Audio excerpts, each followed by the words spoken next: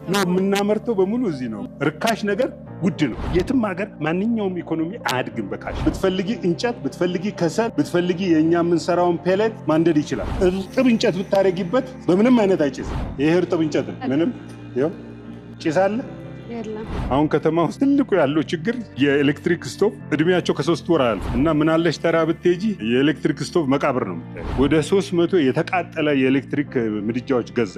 እኛ ፊውሉን ከቡና ተላ፣ ከጫት ገራባ፣ ከሰጋቱራ አድርገን እንሰራዋለን። 1 ሰዓት ተኩል ይነዳል። ውስጡ ባትሪ ያለው፣ ባትሪው ሪቻርጅ የሚደረግ ነው። አንዴ ፉል ቻርጅ ካረግሽው ለ8 ሰዓት ይሰራል። በቀላሉ የሚበላሽ ነገር የለበትም። ከሰበርሽው ሽልማት ሁሉ እንሰጣለን። የመኪና የተቃጠለ ዘይት፣ ከምግብ የተቃጠለ ዘይት ኤነርጂ ነው፣ መጣል የለበትም። 1 ኪሎ ግራም ከሰል ብትገዢ ወደ 130 140 ብር ነው። እኛ 1 ኪሎን ይሄንን በ60 ብር ነው የምንሸጠው። ምድጃው ስታነጂው አመድ አይደለም የሚሆነው፣ ከሰል ነው የሚሆነው። ከሰሉን መልሰን እንገዛሻለን። መንግስት ለምሳሌ ምን ይላል መሰለሽ? 5% ባንኮች ከሚያመርቱት ለድሃ አበድሩ ይላሉ። ባንኮች ግን ለድሃ አይደለም ያው። ንጹህ ምድጃ በማጣት ምክንያት አገሪቱ ወደ 72 ቢሊዮን ዶላር ነው ሉዝ የምታደርገው። አፍሪካ ውስጥ 900 ሚሊዮን ህዝብ እንደዚህ ነው የሚተዳደረው። ይሄ በኢትዮጵያ ብቻ ሳይሆን እኛ በአፍሪካ ውስጥ ፊውሉንም ስቶቭን የምናመርተው እኛ ብቻ ነው። 25 ሰከንድ ይወስዳል አንድ እንጀራ ለማዞር። 5 ሰከንድ ኤነርጂ ሉዝ እያደረግሽ ነው እያንዳንዱ እንጀራ። እኛ አሁን እሱን 4 ሰከንድ አድርገን ነው።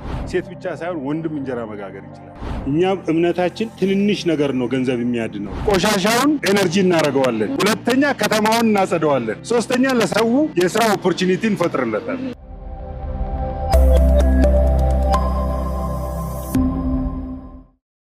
ሰላም ጤና ይስጥልን ውድ የገበያ ቢዝነስ ተመልካቾቻችን እንዴት ናችሁ? በዛሬው በገበያ ቅኝት ፕሮግራማችን አነጋ ኢነርጂስ ማኑፋክቸሪንግ ፒኤልሲ ተገኝተን የሚያመርታቸውን ጭስ አልባ ማገዶ ቆጣቢ ምድጃዎች ወይም ደግሞ ስቶቮችን ዋጋቸውን፣ ጥራታቸውን እንዲሁም ደግሞ አይነታቸውን ለእናንተ ለውድ ተመልካቾቻችን እያደረስናችሁ ቆይታ የምናደርግ ይሆናል። እስከ ፕሮግራማችን ፍጻሜ ድረስ አብራችሁ እንድትቆዩ በአክብሮት እየጋበዝኩኝ ከፕሮግራሙ ጋር አብሬያችሁ ቆይታ የማደርገው ትንግርት ሙልጌታ ነኝ። ለቻናላችን አዲስ የሆናችሁ ካላችሁ ደግሞ ላይክ፣ ሼር፣ ሰብስክራይብ በማድረግ የኛ ቤተሰብ እንድትሆኑ በአክብሮት ጋብዛለሁ። መልካም ጊዜ እንላችሁ።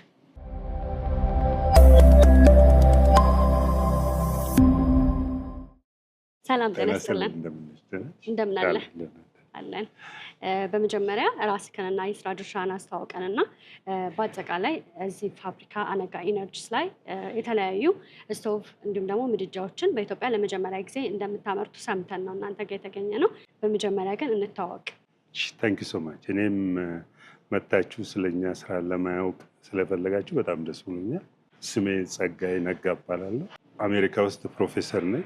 ለረጅም ጊዜ አስተምሬያለሁ። አን ኢኮሎጂስት ነኝ። ኢንቫይሮንመንት ምናምን ነው የማጠናው እና ሳየው በፊት እንደነገርኩሽ ወደ 60,000 ህፃናትና ሴቶች በአመት ይሞታሉ።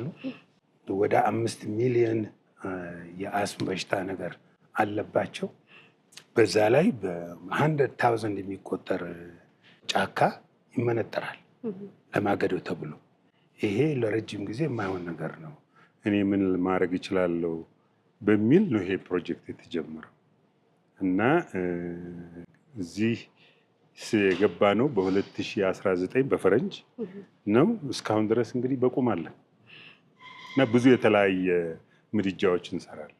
ስለዚህ እነዛ ምድጃዎች መመልከት እንችላለን። አዎ። እና ከምን ልጀምርልሽ መሰለሽ? ይሄ አሁን የፔሌት ስቶቭ የምንለው ነው። ይሄ ፔሌት ስቶቭ ባጭሩ ምንድን ነው ብትይኝ፣ እናንተ እዚህ የሲሊንደር ስቶቭ እንደምትሉት ነው፣ ግን የሚሰራው በቆሻሻ ነው።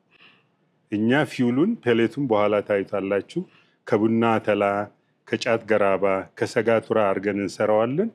እዚህ ውስጥ ስታነጁ ልክ እንደ ኤልፒጂ ነው የሚነዳው። ሰማያዊ እሳት ሆኖ ነው የሚወጣው እና ይቺ 700 ግራም ነው የምትችለው።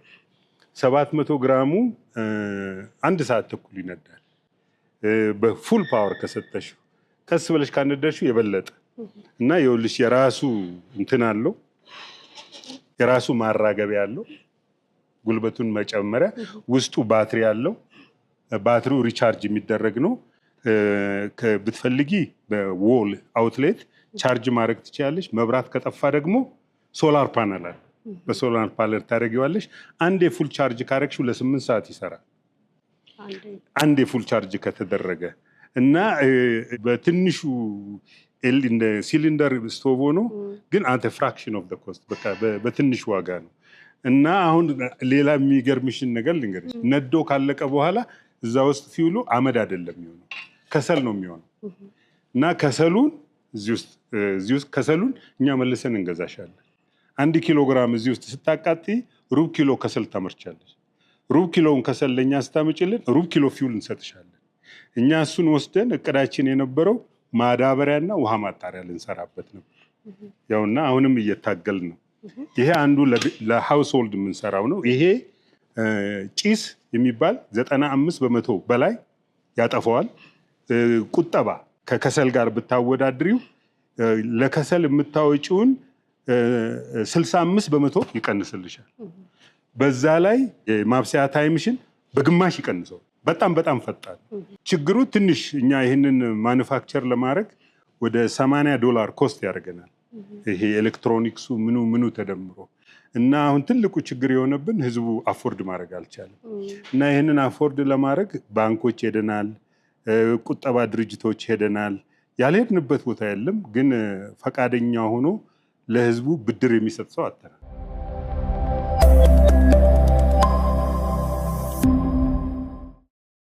ይህንን በጣም እየከበደን ሲመጣ ይሄኛውን ስቶቭ ሰራን። በአማራጭ ማለት ነው። ይሄ የከሰል ምድጃ ነው።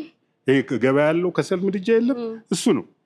ግን ጉድ ነው። ይሄ ከሰል ፍላጎትሽን በ50% ይቀንስልሻል። ለምሳሌ በቀን የ50 ብር የምታወጪ ከሆነ የ25 ያደርገዋል።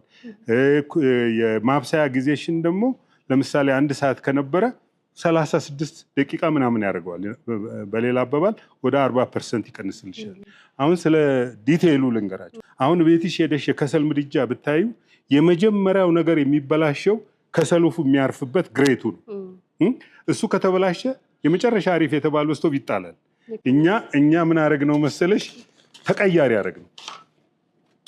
ይኸውልሽ ይሄ ይቀየር አይወጣ፣ በጉልበት ነው የሚወጣው። ምክንያቱም አለበለዚያ እንትን ይሆንብሻል። እና ይሄ ስለሚቀየር ስቶቭ አይጣልም ማለት ነው። ይሄን ደግሞ ኮምበስሽን ቻምበሩ ነው ዋና፣ በቃ አቀጣጣዩ ነው። እዚህ ውስጥ ያለው ቴምፕሬቸር 1200 ዲግሪ ይደርሳል። እና ይሄ ስቴንለስ ስቲል ነው፣ ምክንያቱም ሌላ ማቴሪያል አይችልም። እና እሱንም ቢሆን ድንገት ሰው ቢበላሽበት ስቶቭ እንዳይጣል ይሄንኛውንም ሪሙቨብል አደረግ ነው። ማራገብ የሚባል ነገር አያስፈልገውም። የራሱ ማራገቢያ ያለው።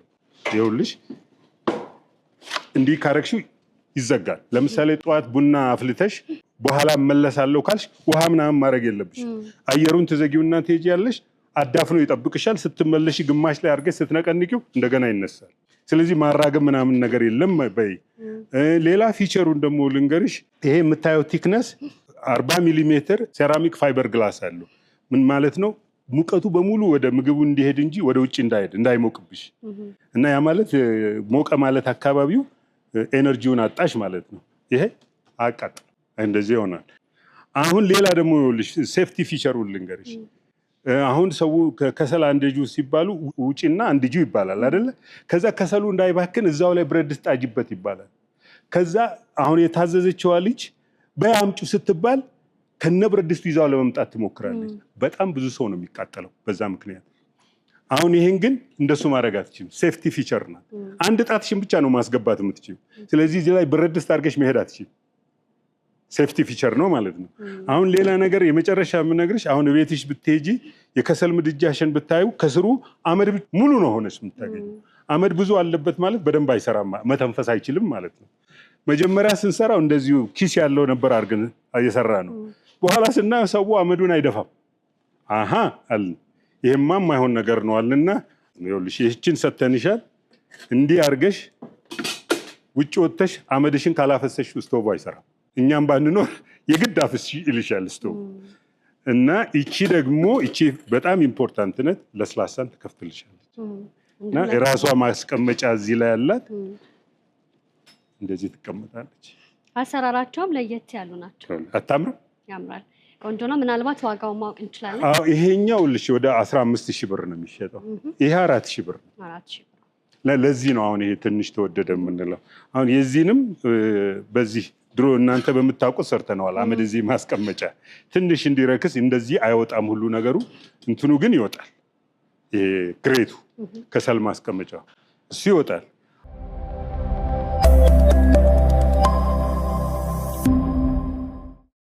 አሁን ደግሞ እየሰራን ያለ ነው ኤሌክትሪክ ስቶቭ እየሰራን ነው።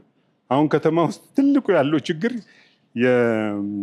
የኤሌክትሪክ ስቶቭ እድሜያቸው ከ3 ወር አያልፍም እና ምናለሽ ተራ ብትሄጂ የኤሌክትሪክ ስቶቭ መቃብር ነው የምታየው። ምን አረግን መሰለሽ እኛ ምናለሽ ተራ ሄድንና ወደ 300 የተቃጠለ የኤሌክትሪክ ምድጃዎች ገዛን።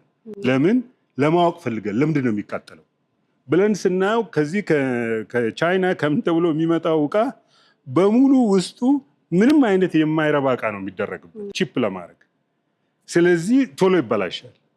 ስለዚህ እሱን አየንና ይሄን ነገር ማስተካከል እንችላለን። ሁለተኛ ነገር ደግሞ ይኸውልሽ አሁን 1 ብር የኤሌክትሪክ ብታወጪ ስንቱ ብር ነው ከዛ ውስጥ ወደ ምግብሽ የሚሄደው? ስንቱ ዝም ብሎ ይቃጠላል? አሁን ሀገር ውስጥ የሚሰሩት በሙሉ የኤሌክትሪክ ምድጃዎች ብታያቸው 45 እንኳን % አይደርሱም ተርማል ኤፊሽንሲያቸው። ማለት ከ1 ብርሽ ውስጥ 45 ሳንቲሙ ብቻ ነው ወደ ምግብሽ የሚሄደው፣ ሌላው ዝም ብሎ ይቃጠላል።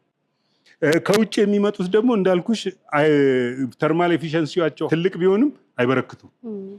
ስለዚህ እኛ ምን አረግን? ይሄንን እኛ ሶልቭ ማድረግ እንችላለን። 2 አይነት ስቶቭ ሰራን። ይሄ ካስት አይረን ነው ያለው። ተርማል ኤፊሽንሲው 75% ነው። ከ1 ብር ውስጥ 75 ሳንቲምሽ ወደ ምግብሽ ነው የሚሄደው። ሁለተኛ ቦዲው አይሞቅም። ይሄም በሙሉ ኢንሱሌትድ ነው። ሶስተኛው ልጅ ኬብሉን ሁሉ ይው በቀላሉ የሚበላሽ ነገር ምንም ውስጥ የለበት። ይህን ሁሉ በራሳችን ትሬድማርክ አድርገን ያሰራ ነው፣ በራሳችን ስፔሲፊኬሽን። አሁን እዚህ ሀገር ሌላ ምንድነው መብራት ይመጣል ይሄዳል አይደለ? መብራት ሄዶ ሲመለስ ሰርጅ ያደርጋል እና ቮልት ሲጨምር እንትኑን ያቃጥልብሻል። ይሄ በርነሩን አይደል? እኛ ፊውዝ አስገባንበት፣ ሴራሚክ ፊውዝ። የፈለገ ነገር ቢመጣ ፊውዙን ያቃጥለዋል እንጂ ስቶቭን አያቃጥለውም። በዚህ ምክንያት እኛ የ1 ዓመት ዋራንቲ እንሰጣለን። ከሰበርሽው ሽልማት ሁሉ እንሰጣለን ነው መያዝ ትችላለሽ። ይኸው እንዴት ስታዲ እንደሆነ ቀላል አይደለም አይደል? ይኸውልሽ ይሄኛውን የምንሸጠው 4500 ብር። 4500 ብር። ይሄ ይኸውልሽ ካስት አይረን ስለሆነ ቀስ ብሎ ነው የሚሞቀው እና ቀስ ብሎ ለሚሰራ ነገር ከፈለግሽው የዚህ አይነት ነገር ትሰሪያለሽ። ይሄን ደግሞ ፋስት እንዲሆን ከፈለግሽ ቶሎ እንዲግልልሽ ከፈለግሽ ይሄን አድርገን ነው። አሁን ይሄ አይገርምሽም? ይሄ ነገር ለምን ሆነ ብትዩ አሁን ጌጥ አይደለም። እዚህ ላይ ስታረጊ ብረቱ ሲሞቅ በጎን በኩል ሂትሽ ይሄዳል። ያ ሂት እንዳይሄድና ወደ ምግብሽ እንዲሄድ አድርገን የሰራን እና ይሄንን እንሰራለን። ዋጋውን እየጠቀሰ ይሄኛው ደግሞ 4000 ብር ነው። ይሄኛው 4500 ብር ነው። ይሄ 4000 ብር ነው። አሁን ይኸውልሽ ይሄኛው ዋጋው አዋጥቶን አይደለም የምናደርገው ከሰው እንዲያውቀው ብለን ነው እንጂ የኬንያ የሚሰራ አለ የዚህ አይነት ስቶቭ ሆኖ ከኛ በኤፊሽንሲ በ20% ያንሳል። ገበያ ላይ ግን የሚሸጠው 5500 ብር። እኛ ያን አይነት ማርጂን ሳይሆን ዝም ብለን እስቲ ሰው ይወቀው በሚል እያደረግን ነው። አሁን ይሄን ደግሞ ይኸውልሽ አሁን ስቶቭ አይመስልሽም አይደል? ይሄ ስቶቭ ነው። አዎ ይኸውልሽ እኛ ስንሰጥሽ ይሄ እንደዚህ ተሰርቶ አይደለም እንሰጥሽ። እንደዚህ ይነቃቀላል ሁሉ ነገሩ፣ ፓርቲ ይወልቃል። ይኸውልሽ እንደዚህ እያንዳንዱ እና የአንድ ገጽ ፔጅ አላት። እሷ አንቺ ቤትሽ ነው አሰምብል የምታደርጊው። ለምን ብትይ እዚህ ሀገር ትራንስፖርቴሽን ነው መጨረሻ ኤክስፔንሲቭ። በዚህ በአንድ አይሱዙ ይሄንን 200 300 መጫን ብትቺ እንዳለ ሆኖ አንቺ ጋር ካረግ ነው 5000 መጫን እንችላለን። እና ይሄ ይኸውልሽ ይሄ ስቶቭ እንጨት አርገሽበት በ4 ፒስ እንጨት አርገሽበት 2 ሊትር ውሃ በ8 ደቂቃ ያፈላል። እና ለሚመለከታቸው ክፍሎች ኧረ እባካችሁ ብትፈልጉ ዲዛይኑን መስጠት እንችላለን፣ ተጠቀሙበታል። ማንም የተጠቀመበት የለንም። ዝም ብለን ያው ለሚፈልግ ሰው ለአንዳንድ ሰው እንሸጥለታለን። ዋጋው እሺ፣ መልካም። እዚች ጋር ስንመለከተው ትንሿ ስቶቭ ምንድን ነች?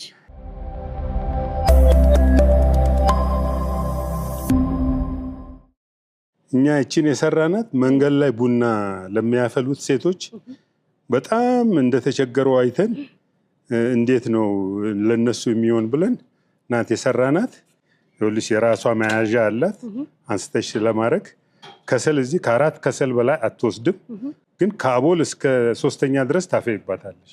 ማራገብ ምናምን አትፈልግም። አየር በዚህ በኩል ይገባለታል። ከዛ ለከሰል መጨመር ስትፈልጊ በዚህ ውስጥ እየጨመርሽ ታደርጊያታለሽ።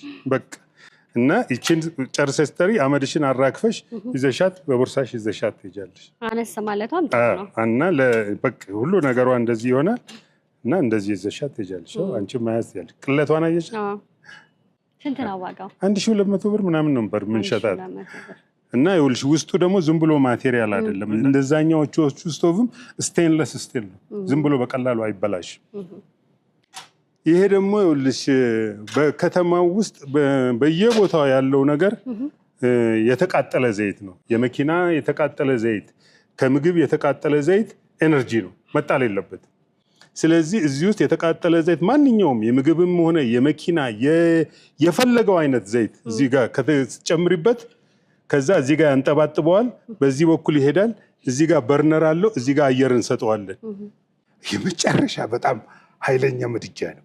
በጣም በጣም በጣም ኃይለኛ ምድጃ ነው እና በተፈለገው ሳይዝ መስራት ይቻላል። ለምን ይኸውልሽ ላንቺ ቆሻሻ የተባለ ነገር ለሌላው ቆሻሻ አይደለም።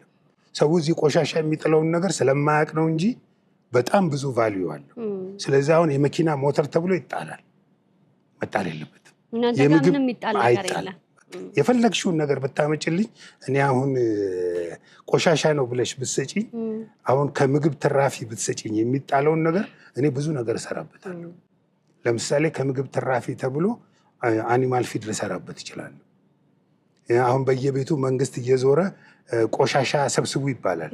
በፍጹም ያው አሜሪካኖችም አልቻሉትም። መደረግ ያለበት ህዝቡ ድሃ ስለሆነ ቆሻሻውን ጣል ከሚባል ቆሻሻውን ለምን ወደ የሚጠቅም ነገር አትቀይረውም?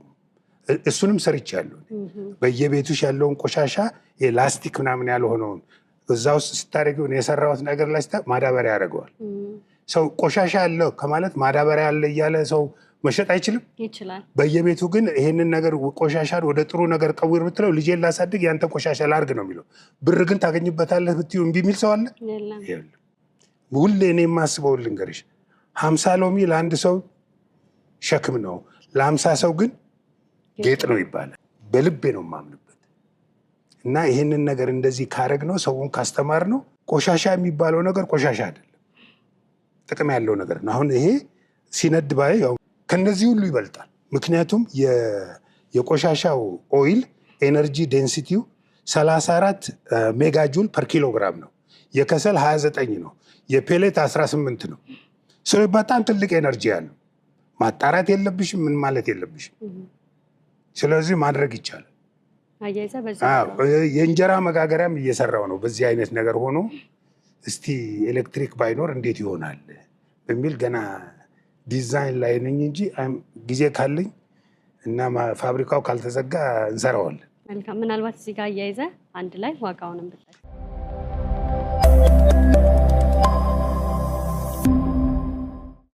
እዚህን እኔ ዋጋ አላወጣሁለት ግን ውድ አይመስለኝም። ምክንያቱም ይሄ ቦዲ ምናምን አይደል ትልቁ እንትን ያለው ፋኑ ብቻ ነው እና ፋኑ $5-6 አያልፍም። ስለዚህ ሜታሉን አንድ ላይ ብታረጊው እኔ እንጃ ከ3000 ብር በላይ ኮስት የሚያደርግ አይመስለኝም። ግን በጣም በጣም ጉልበት አለው። ለምሳሌ 1 ሊትር ውሃ በ4 ደቂቃ ያፈላልሽ። ጭስ ምናምን የሉ። ስለዚህ ጭስ አልባም ነው። እንደገና ደግሞ ጊዜያችንንም በአግባቡ ለመጠቀም ይረዳናል ማለት ነው። ሁለትና ከተማውም ከቆሻሻ ይድናለች እና ያ ሁሉ ሲሰበሰብ ስራስ አይፈጥርም።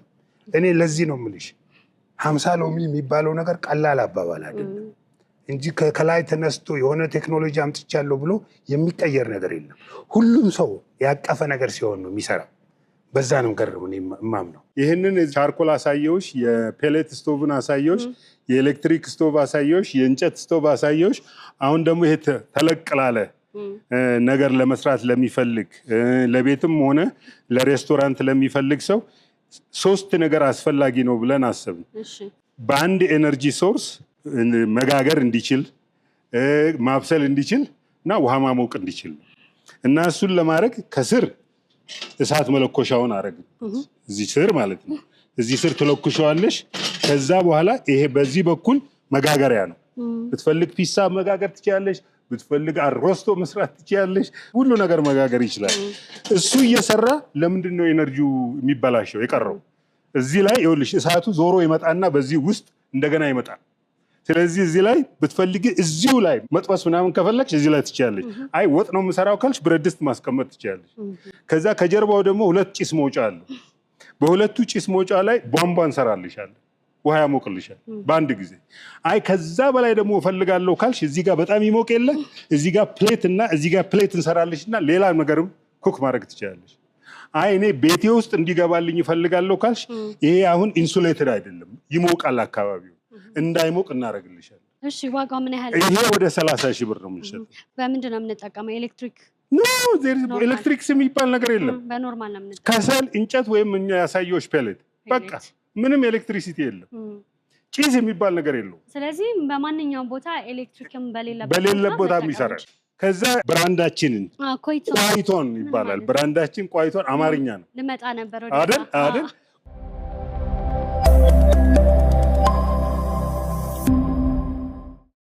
ቋይቶን ይባላል። ቋይቶን ሁሉ ሰው ሲጠይቀን የፈረንጅ ነገር ይመስለዋል። አማርኛ ነው። ከሁለት የአማርኛ ቃል ነው የመጣው። ቋያና እቶን። ቋያ ማለት ሰደድ እሳት ማለት ነው። እቶን ማለት ደግሞ ኪል ማለት ነው። ማንደጃው ኃይለኛ ምድጃ ማለት ነው። ገርም ጥምረት። ይሄ ደግሞ የፒሳ እና ዳቦ መጋገሪያ የምንሰራበት ነው። ይሄ አንድ ፒሳ በ90 ሰከንድ ውስጥ ይሰራል። በ90 ሰከንድ ውስጥ እና አንድ ትልቅ የፒሳ ቤት ያለው ሰውና እኔ ይችን ይዤ እኔ አሸንፈዋለሁ። ከግማሽ አንድ ፒሳ ያደርሳል። 30-40 ደቂቃ የለም፣ አንድ ደቂቃ ከግማሽ አንድ ፒሳ ያደርሳል። እና እዚህ ውስጥ ፊውሉ የሚገባው እዚህ ውስጥ ነው። ፔሌት፣ እንጨት፣ ቻርኮል ማድረግ ትችላለች። ይሄም ወደ 30 ሺህ ብር ምናምን ነው የሚሸጠው። ይሄ ደግሞ ባርቤኪው ነው። ባርቤኪው ማለት በቃ ስጋ መጥበሻ ማለት ነው። እሳቱ በዚህ በኩል ታረጊዋለሽ። ከዛ እሳቱ በዚህ በኩል ይወጣና በዚህ በኩል እንደዚህ ብሎ ይሄዳል። እና ይሄና ይሄ ምግብ ማብሰያሽ ነው። ቴምፕሬቸር ኮንትሮል ራሱ አለው። እዚህ ጋር ሁሉ ነቅለውት ነው። አሁን እዚህ ጋርም እንደዚህ አይነት ነገር አለው። ይሄ ማስቀመጫ እንደዚህ ነገር አለው። ስለዚህ ይሄ ጎማ አለው። የፈለግሽ ቦታ እንደፈለግሽ አድርገሽው ትሄጃለሽ። ይኸው መጎተቻ ምናምን ነገር ሁሉ አለው። ይሄን 200 ሺህ ብር ምናምን ነው የምንሸጠው። ምክንያቱም ይሄ አሁን ውጭ ሀገር ብትወስጂው 5000-6000 ዶላር ያወጣል። ጥሬ እቃዎቹን ከየት ነው የምታስመጣው? ሁሉ እዚህ ነው የሚመረተው? እንደመመለከተው ነው የምናመርተው፣ በሙሉ እዚህ ነው። ግን ማቴሪያሉ አሁን ሺት ሜታሉ ከውጭ ነው የምናስመጣው። ቤዚካሊ ውጭ ሲባል ከቻይና ነው የሚረክሰው። አንዳንድ ጊዜ በተለያየ ምክንያት ከሌላ ቦታ ካላገኘን በስተቀረ ብዙውን እቃ የምናስመጣው ከቻይና ነው ስለሚረክስ። እና አሁን ይሄ የምታየው ጥቁር ቀለም እስከ 1000 ዲግሪ ቴምፕሬቸር ቶለሬት ያደርጋል፣ አይለቅም። እና እንደዚህ ነገር ለማስራት ሃይ ኳሊቲ። እኛ ፕሪንሲፕላችን ምን መሰለሽ? ቺፕ ኢዝ ኤክስፔንሲቭ ነው የምንለው። ርካሽ ነገር ውድ ነው።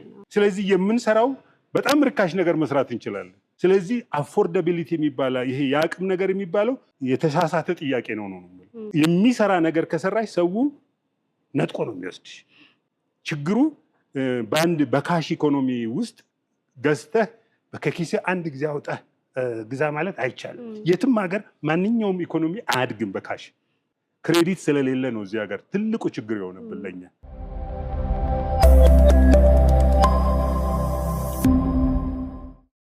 ይሄ ለትምህርት ቤት አሁን እየሰራን ያለ ነው ስቶቭ ነው። 10 ኪሎዋት ነው። ምን ልበልሽ 10 ኪሎዋት ማለት አሁን ያሳየውሽን የኤሌክትሪክ ስቶቭ 10 ጊዜ ጉልበት አለው ማለት ነው። እና ብትፈልጊ እንጨት፣ ብትፈልጊ ከሰል፣ ብትፈልጊ የኛ የምንሰራውን ፔሌት ማንደድ ይችላል። እርጥብ እንጨት አሁን አምጡልኝ ብያለሁ። እርጥብ እንጨት ብታረጊበት በምንም አይነት አይጭስ። እና ይሄው የሚሰራው ሁለት ማራገቢያ ያለው ግራና ቀኝ፣ ከዚህ በኩል አንድ፣ ከዚህ በኩል አንድ። ኮንትሮል የምታደርገው በፓወር ባንክ ኖርማል በስልክ። ለምን በይ መብራት እዚህ እየጠፋ በመብራት ሰው እንዳይተማመን እና እንደዚህ ማድረግ ይቻላል። እና የትም ቦታ ብትወስጂው፣ የትም ክፍለ ሀገር ብትወስጂው፣ ይሄን ደግሞ በሶላር ፓነል ቻርጅ ታደርጊዋለሽ። በቃ ስለዚህ መብራት የለም ምናምን አትይም። አሁን እኛ ስኩል ፊዲንግ ውስጥ ይሄንን አስገብተናል። መኒ በጣም ብዙ እና ፓወሩን እንደዚህ ኮንትሮል ታደርጊያለሽ እንደምንፈልገው ማለት ነው። እዚህ ሃይ ማድረግ ትችላለሽ፣ ሎ ማድረግ ትችላለሽ። ይኸውልሽ እስካሁን አስጭሳለ ምንም ነጭስ የለውም። ቆይታ ያለሽ ሲነሳ ታይዋለሽ። ይኸውልሽ ይሄ እርጥብ እንጨት ነው። አሁን ጭስ አለ የለም። አሁን ይሄንን በዚህ እንዳለ ማንደድ አይቻልም። ምክንያቱም ሄዶ ቀጥታ ብረት ድስቱ መካከል ነው የሚያደርግብሽ። ስለዚህ ኑ ላሳያችሁ እንዴት እንደምናደርገው። እሺ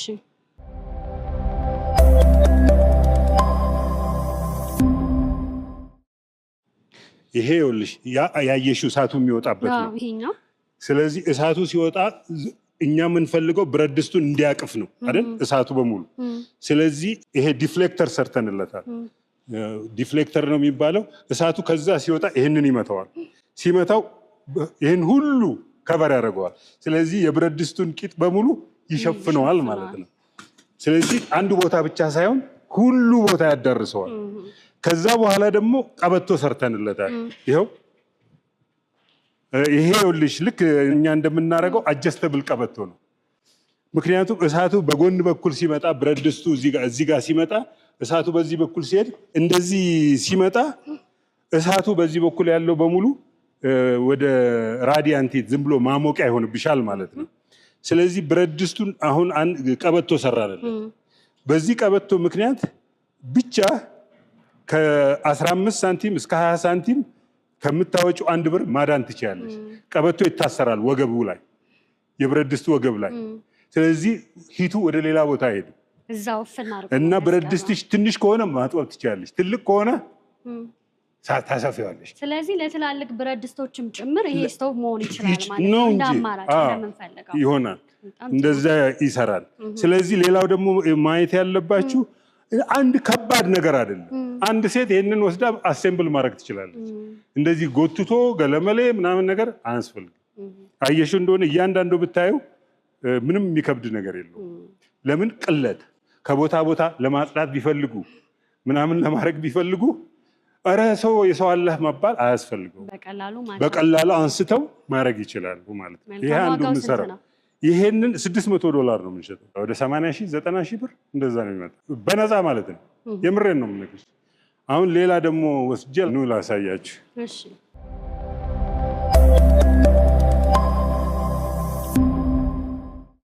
ይሄ ደግሞ ፊት እዛ ያየሽው እዛ ውስጥ ያሳየዋችሁ ይሄ ዲጂታል ኮንትሮለር ያልኩሽ ይሄ እዚህ ጋር ፊውሉ እዚህ ውስጥ ይገባለታል።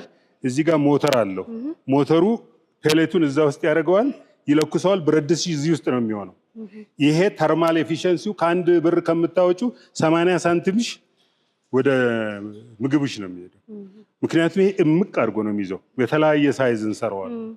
ትልልቅ አማራጭ እንዳይሆን አሁን በየስኩል ፊዲንግ ቦታ ስንሄድ ስናየው በጣም የተለያየ ብረት ድስት ሳይዝ ይጠቀማሉ። እንደዚህ አይነት ለእያንዳንዱ መስራት በጣም በጣም ውድ ሆነ። ለዚህ ነው ቀበቶ የሰራንለት የሱ ሙትክ። እንደዚህኛው አሪፍ አይደለም ግን ከባሪው ይሻላል እና ርካሽም ይሆንላቸዋል። ለሱ ነው የሰራ ነው። ማት ሌላ ነገር እንሰራለን። ብረት ድስቱንም ቅድም እዛ ጋር ነው። ይሄ አሁን ይኸውልሽ ይሄ እዚህ ውስጥ ገብቶ እንደዚህ ይታሰራል።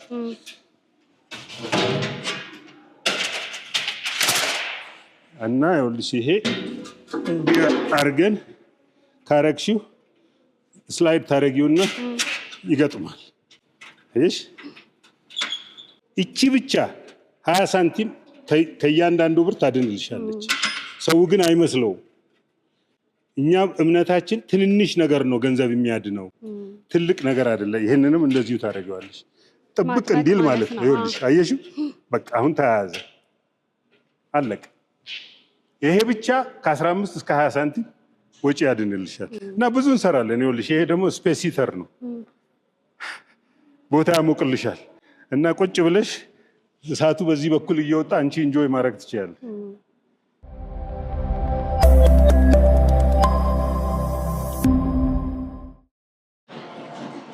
እዚህ ያው ፊት ያሳየውሽን ፊውሉን የምንሰራው እዚህ ነው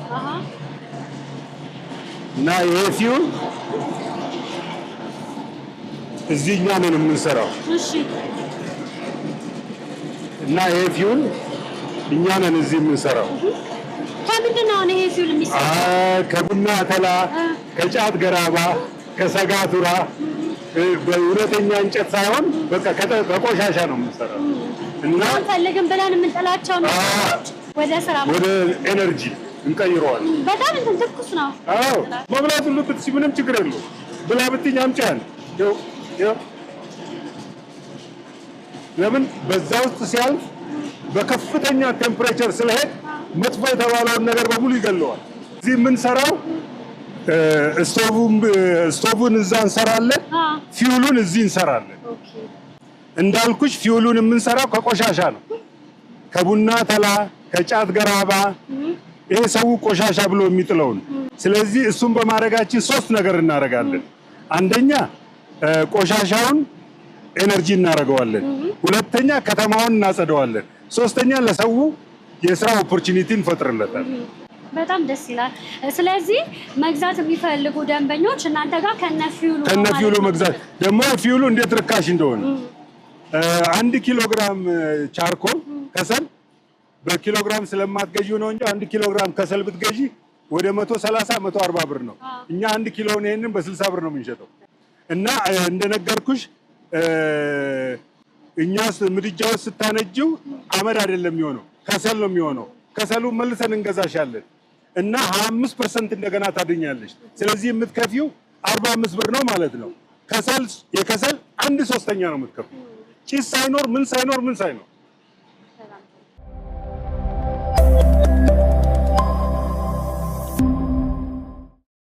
እና ምንድነው ይሄ አሁን ህብረተሰቡ ጋር ለመድረስ ምንድነው ችግሩ ብትይ፣ ፊት እንደነገርኳችሁ የትም ሀገር ብትሄዱ በካሽ ብሎ ኢኮኖሚ አያድግም።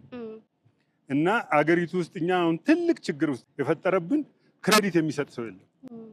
እና ሰው በአንድ ጊዜ ካልከፈለ በስተቀረ የኛን ስቶቭ መግዛት አልቻለም። እና ትንሹም የቻርኮል ስቶቭም ከሰው ገቢ ጋር ስታወዳደሪው በጣም አቅም የለውም። እና አንዱ እኛ በጣም የቸገርንበት ምክንያት ለሰው ይሄ ምንድነው ብድር ባንክ የሚሰጥ የለም። መንግስት ለምሳሌ ምን ይላል መሰለሽ 5% ባንኮች ከሚያመርቱት ለድሃ አበድሩ ይላሉ። ባንኮች ግን ለድሃ አይደለም የሚያበድሩት። ይሄ አሴት ለሌላቸው ለመርካቶ ነጋዴ ነው የሚያበድሩት። እና በፎርሙላ ላይ ለድሃ አበድረን ይላሉ፣ ግን የሚያበድሩት ግን ለነጋዴ ነው። ምክንያቱም ከነጋዴው ብድራችን ይመለሳል ብለው ስለሚያስቡ ለሱ ያደርጉታል። መንግስት ግን አያውቅም። እና አሁን መንግስት ይሄንን ክሊን ኩኪንግ ለሚያመጡ ሰዎች ብድር ይሰጣቸው ቢባል ትልቅ እርዳታ ለኛ ያደርግልናል። ሌላው ደግሞ ይሄ መንግስት እኛን የሚያየን እንደ ማንኛውም ነጋዴ አድርጎ ነው። እና ለሀገሪቷ ውስጥ ፊት አንስቼዋለሁ። በጤና በሁሉ ነገር ስትደምሪው በአመት የንጹህ ምድጃ በማጣት ምክንያት አገሪቱ ወደ $72 ቢሊዮን ነው ሉዝ የምታደርገው። $72 ቢሊዮን።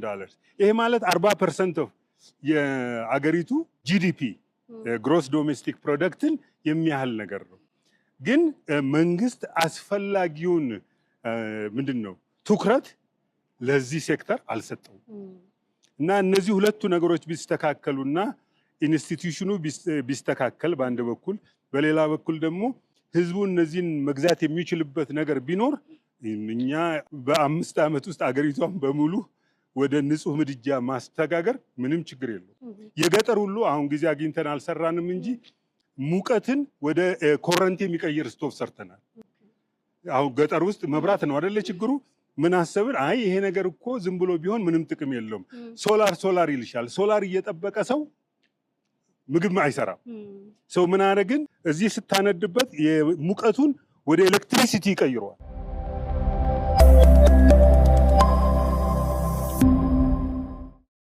አይገርምም? እና ያንን ብትፈልጊ በፔሌት ብትፈልጊ በእንጨት ብትፈልጊ በኩበት ማንደድ ትችላለሽ። ግን ከጎኑ መብራት አለሽ። መብራት ትችላለሽ። ሴልፎን ምናምን ቻርጅ ማድረግ ትችላለሽ። እና ያለፈው 15 ቀን በሚኒስትሪ ኦፍ ኤነርጂ ሄደን ይህንን አሳይተናል። እና አሁን ችግሩ ምንድነው? የምንፈልገውን ኮምፖነንት አምጥቶ ለማምረት ከስተም ላይ ያለው ጣጣ ልነግርሽ አልችልም። ከመንግስት እንኳን እኛ ዶላር ሳንጠይቅ ከስተም የሚያሰቃየን ነገር ልነግርሽ አልችልም። ከስተም ሌባ ሆኖ አይደለም፣ ህጉ ነው። በቃ ህጉ ነው። ህጉ ሁሉን ነገር አንድ ባንድ ይታይ ስለሚባል እኛ የምናመጣቸውን እቃዎች ስለማያውቋቸው ከፍተኛ ነገር ነው የምንሰቃየው። እና አሁን እነዚህ ነገሮች ቢዘጋጁ በቃ እኛ ብሩን ሁሉ ከውጭ ሀገር ማምጣት ይቻላል። ምን ማለት ነው መሰለሽ? ይሄ ካርበን ክሬዲት የሚባል ነገር አለ። አሁን ይሄ ጭሱን ስታጠፊው ያደጉት ሀገሮች ያጠፋሽውን ጭስ ይገዙሻል። በዛ ብቻ አገሪቷ በቡና ከምታገኘው 3 እጥፍ በዓመት ማግኘት ይችላል። እና ይሄ የልመና ነገር አይደለም። ውጭ ሀገር ሰዎች ገንዘብ ይስጡን ምናምን ነገር አይደለም። ኢትዮጵያ በዚህ አይነት ስራ ላይ ከፍተኛ ቢዝነስ መስራት ትችላለች። ሁለተኛ ይኸውልሽ አፍሪካ ውስጥ 900 ሚሊዮን ህዝብ እንደዚህ ነው የሚተዳደረው። እንደዚህ አይነት ካምፓኒ የሉ። ስለዚህ ኤክስፖርት በማድረግም የውጭ ሀገር ምንዛሪ ማግኘት ትችላለች። መልካም። በኢትዮጵያ ለመጀመሪያ ጊዜ ይሄ በኢትዮጵያ ብቻ ሳይሆን እኛ በአፍሪካ ውስጥ ፊውሉንም ስቶቭን የምናመርተው እኛ ብቻ ነን። ይህንን በሚመለከት አድርጎ የዩናይትድ ኔሽን ዴቨሎፕመንት ፕሮግራም ዩኤንዲፒ በዓለም ካሉት ግራስሩት ኤነርጂ ካምፓኒዎች ከ6ቱ አንዱ ተብለን እኛ ተመርጠናል። መልካም። ምናልባት የገበያ ፍላጎት ውስጥ ምን ይመስላል? እነዚህ ምድጃዎችስ የተለያዩ ነገሮችን ቀደም አይተናል እና ለምን መጠቀም እንችላለን? ይኸውልሽ አሁን እስካሁን ድረስ ፎከስ አድርገን እንሰራ የነበረው የቀን ተቀን ምድጃን በሚመለከት ነው። አሁን ከጥር ጀምሮ ደግሞ የእንጀራ መጋገሪያ ሰርተናል። አሁን የእንጀራ መጋገሪያዎችን በሙሉ የኤሌክትሪክ የእንጀራ መጋገሪያዎችን ብታያቸው 3.8 ኪሎዋት ናቸው እና ሌሊት ሰው እየጠበቀ ምናምን የሚጋግረው አቅም ስለሌለው እኛ 2 ኪሎዋት አድርገነዋል። ቴስቱን በሙሉ ጨርሰናል። ከጥር ጀምሮ ማምረት እንችላለን ብለናል። ሌላ እንጀራን በሚመለከት የምነግርሽ ነገር እንጀራ በማዞር 25 ሰከንድ ይወስዳል። አንድ እንጀራ ለማዞር 25 ሰከንድ ኤነርጂ ሉዝ እያደረግሽ ነው በእያንዳንዱ እንጀራ። እኛ አሁን እሱን 4 ሰከንድ አድርገነዋል እና ከማዞር ይልቅ እንዲቀባው አደረግ እና እዚህ ጋር ሊጥሽ አለ እንዲገፍተሽ ስትመልሺው ራሱ ክቡን ይሰራልሻል። ማዞር አያስፈልግም። ስለዚህ ሴት ብቻ ሳይሆን ወንድም እንጀራ መጋገር ይችላል። ሌላውን እንጀራ በመጋገር ደግሞ ሌላ ምን አለ መሰለሽ? አብሲት መጣል በሙሉ ሄደሽ ብታይ አብሲት የሚጣለው በእንጨት ነው። አብሲት መጣያ ሰርተናል፣ ሞክረነዋል እና የተለያየ የኛ ካፓሲቲ ይሄን ስቶቭ ይሄንን ነገር የሚባል ሳይሆን የተሰጠንን አሳይንመንት ይሄን አይነት ነገር ያስፈልጋል ከተባለ መስራት እንችላለን። እና እንዳየሽው ፋብሪካው ማንኛውንም ሺት ሜታል የሚመለከት ነገር መስራት የሚችል ካፓሲቲ አለ። መልካም። ስለነበረን ጊዜ እጅግ አድርጌ አመሰግናለሁ ፕሮፌሰር። ግን ደግሞ በመጨረሻ ቀረ የምትለው ሀሳብ ካለ በዚህ ዕድሉ ልስጥ። እዚህ መታችሁ የእኛን ስራ ለማየት ፈቃደኛ ሆናችሁ ስላያችሁልን በጣም እናመሰግናለን። እንግዲህ ይህ ስራ ይበል የሚያሰኝ ነው። የህብረተሰባችንን ችግር በበለጠ የሚቀርፍልን ስራ ነውና ከዚህም በኋላ ደግሞ በተለያዩ ስራዎች እንደምንገናኝ አልጠራጠርም። ስለነበረን ጊዜ እጅግ አድርጌ አመሰግናለሁ። ግን ደግሞ ተመልካቾች እነዚህ ምድጃዎች መግዛት ቢፈልጉ በምን አድራሻ ያገኟችሁ?